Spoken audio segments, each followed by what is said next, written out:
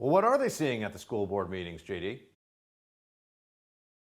Well, of course, if you put on a BLM shirt and throw a Molotov cocktail at a federal courthouse, you're not a domestic terrorist. What does make you a domestic terrorist, of course, is calling someone a bad name at a school board meeting.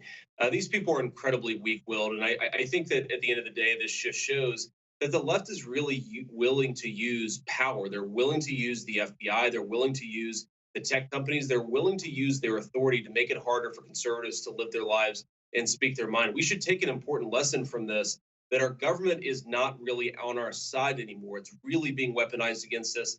If there's a silver lining in all this, I think it's making parents realize, on the one hand, this is happening. And on the other hand, we can't continue to sit silent. People aren't actually responding well to this. They're telling the attorney general to go to hell, which is exactly what they should tell him to do.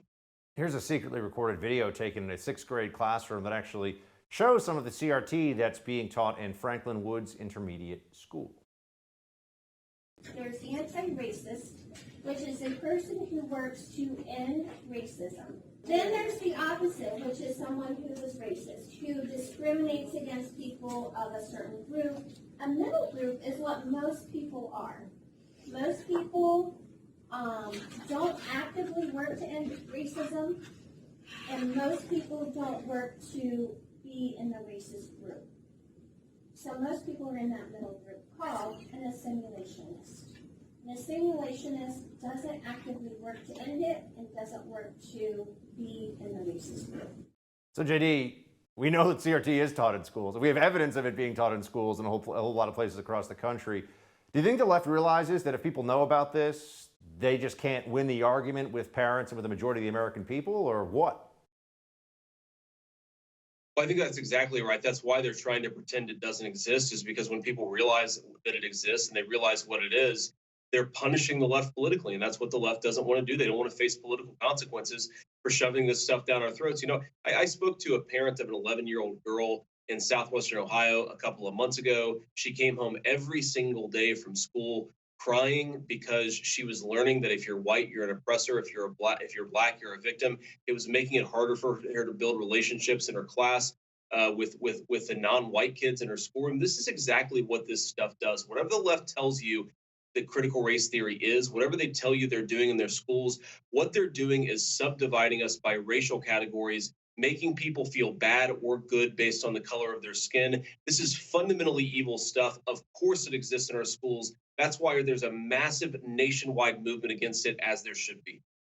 Walmart has launched a critical race theory training program that denounces the United States as a white supremacist system and teaches white hourly wage workers that they are guilty of white supremacy thinking, that's a quote, and internalized racial superiority. Also a quote, this is from Chris Rufo. The formula of woke capital is clear. American executives, the most privileged people on the planet, can collect accolades and social status by pledging allegiance to DEI and telling workers they are racist oppressors. It does seem like Mr. Rufo's onto something here, JD. He absolutely is. Look, this is one of the great distractions at the heart of critical race theory, that if you can keep the focus on identity politics, you can keep the focus on people's gender or on their race, they're not going to focus on their material best interests. You know, you don't have to pay as Walmart.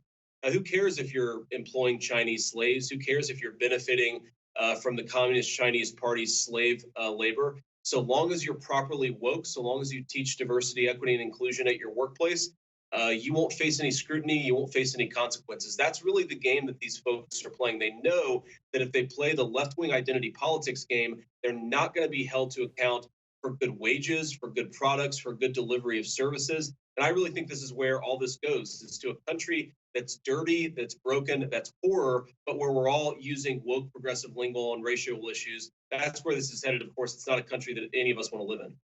JD, thanks for being with us. We appreciate it.